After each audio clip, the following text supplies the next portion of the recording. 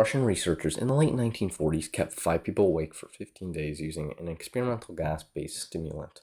They were kept in a sealed environment to carefully monitor their oxygen intake so the gas didn't kill them, since it was toxic in high concentrations. This was before closed-circuit cameras, so they only had microphones and 5-inch thick glass porthole-sized windows into the chamber to monitor them. The chamber was stocked with books and cots to sleep on, but no bedding, as well as running water, a toilet, and enough dried food to last all 5 for over a month. The test subjects were political prisoners deemed to be enemies of the state during World War II.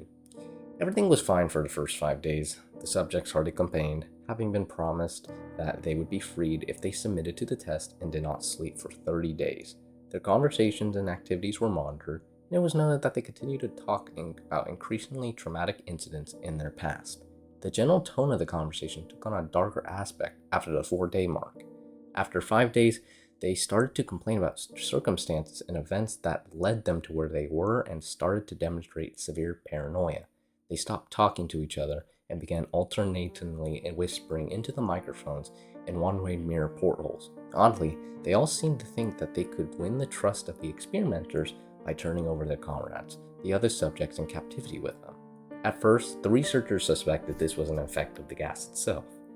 After 9 days, the first of them started screaming. He ran the length of the chamber repeatedly, yelling at the top of his lungs for 3 hours straight, at which point he continued attempting to scream, but was only able to produce occasional squeaks. The researchers postulated that he had physically torn his vocal cords. The most surprising thing about his behavior was how the other captives reacted to it, or rather, didn't react to it. They continued whispering into the microphones until the second of the captives started to scream. The 2 non-screaming captives took the books apart, smeared page after page with their own feces, and pasted them calmly over the glass portholes. The screaming promptly stopped. So did the whispering into the microphones. After 3 more days passed, the researchers checked the microphone hourly to make sure they were working, since they thought it was impossible that no sound could be occurring with 5 people inside. The oxygen consumption in the chamber indicated that all 5 must still be alive. In fact, it was the amount of oxygen 5 people would consume at a very heavy level of strenuous exercise. On the morning of the 14th day, the researchers did something they said they would not do to get a reaction from the captives. They used the intercom inside the chamber, hoping to provoke any response from the people they were afraid were either dead or vegetables. They announced, "We are opening the chamber to test the microphones. Step away from the door and lie flat on the floor or you will be shot. Compliance will earn one of you your immediate freedom." To their surprise, they heard a calm voice respond in a single phrase, "We no longer want to be freed."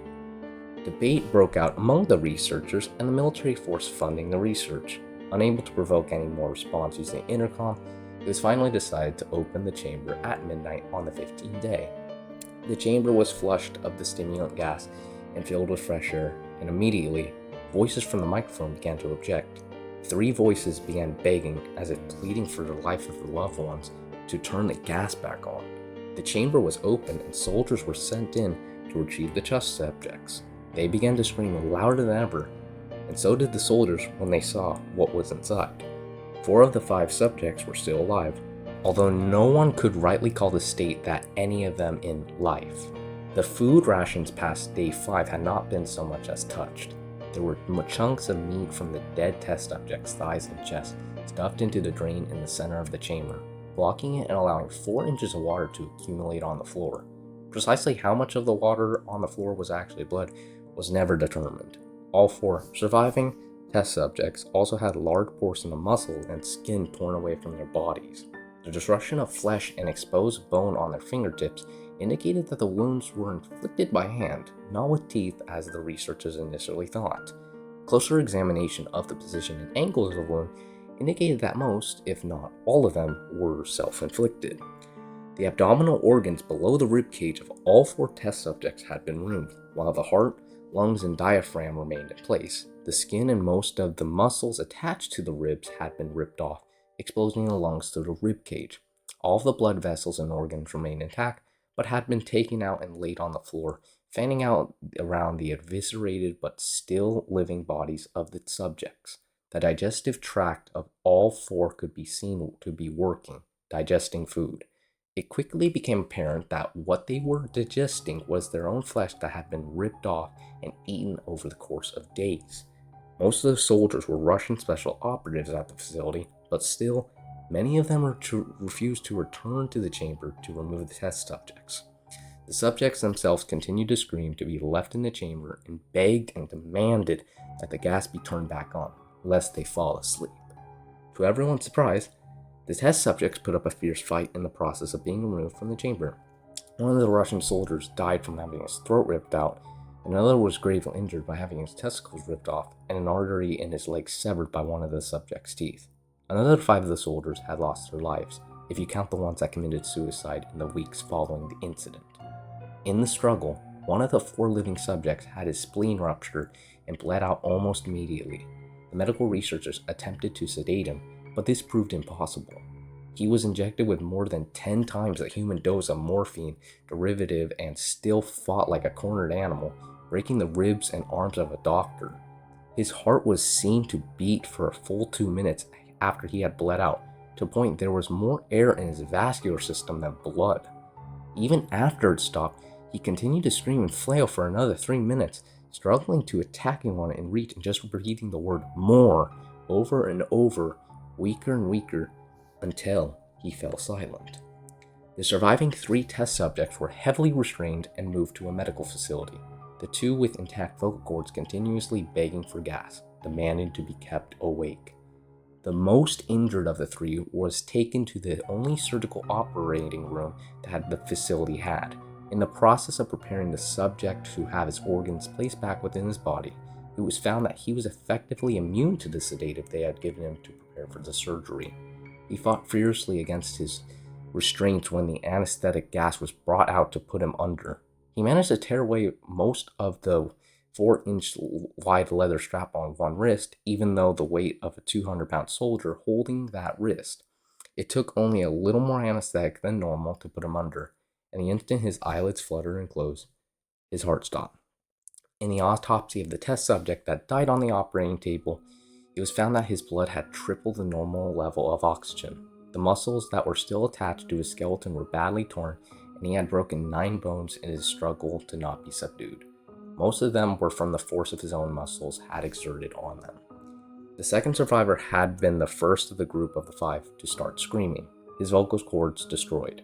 He was unable to beg or object to surgery, and he had only reacted by shaking his head violently in disapproval when the anesthetic gas was brought near him. He shook his head yes when someone suggested, reluctantly, that they should try the surgery without anesthetic, and did not react for the entire 6-hour procedure of replacing his abdominal organs and attempting to cover them with what remained of his skin. The surgeon presiding stated repeatedly that it should not be medically possible for a patient to still be alive. One terrified nurse assisting the surgery stated that she had seen the patient's mouth curl into a smile several times whenever his eyes met her. When the surgery ended, the subject looked at the surgeon and began to wheeze loudly, attempting to talk while struggling. Assuming this must be something of a drastic importance, the surgeon had a pen and pad fetched so the patient could write his message. It was simple: keep cutting. The other 2 subjects were given the same surgery, both without anesthetic as well, although they had to be injected with a paralytic for the duration of the operation. The surgeon found it impossible to perform on the operation while the patients laughed continuously. Once paralyzed, the subjects could only follow the attending researchers with their eyes. The paralytic cleared their system in an abnormally short period amount of time, and they were soon trying to escape their bonds. The moment they could speak, they were asking for stimulant gas. The researchers tried asking why they had injured themselves, why they had ripped out their own guts, and why they wanted to be given the gas again. Only one response was given: "I must remain awake." All 3 subjects' restraints were reinforced and they were placed back into the chamber, awaiting determination as to what should be done with them. The researchers, facing the wrath of their military benefactors for having failed the stated goals of their project, considered euthanizing the surviving subjects. The commanding officer, an ex-KGB, instead saw potential and wanted to see what would happen if they were put back on the gas. The researchers strongly objected, but were overruled. In preparation for being sealed in the chamber again, the subjects were connected to an EEG monitor and had their restraints padded for long-term confinement. To everyone's surprise, all three stopped struggling the moment it was let slip that they were going to be put back on the gas. It was obvious that, at this point, all three were putting up a great struggle to stay awake. One of the subjects that could speak was humming loudly and continuously. The mute subject was straining his legs against the leather bonds with all his might, first left, then right, then left again for something to focus on. The remaining subject was holding his head off his pillow and blinking rapidly. Having been the first to be wired to the EEG machine, most of the researchers were monitoring his brainwave in surprise. They were normal most of the time, but sometimes flatlined inexplicably.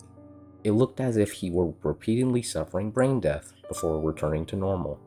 As I focused on the paper scrolling out of the brainwave monitor, only one nurse saw the man's eyes slip shut at the same moment his head hit the pillow. His brainwaves immediately changed to that of a deep sleep, then flatlined for the last time, as his heart simultaneously stopped. The only remaining subject that could speak started screaming to be sealed in now. His brainwaves showed the same flatlines as the one who had died from falling asleep.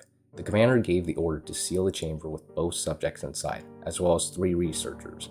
One of the named 3 immediately drew his gun and shot the commander point blank in between the eyes, then turned the gun to the mute subject and blew his brains out. He pointed the gun at the remaining subject, still restrained to the bed, as the remaining members of the medical and research team fled the room. "I won't be locked in here with these things. Not with you," he screamed at the man strapped to the table. "What are you?" he demanded. "I must know." The subject smiled. "Have you forgotten so easily?" the subject asked. "We are you. We are the madness that lurks within you all, begging to be free at every moment in your deepest animal mind. We are what you hide from in your beds every night. We are what you sedate in silence and paralyze when you go to the nocturnal haven where we cannot tread." The researcher paused, then aimed the gun at the subject's heart and fired. The EEG flatlined as the subject weakly choked out, "So nearly free."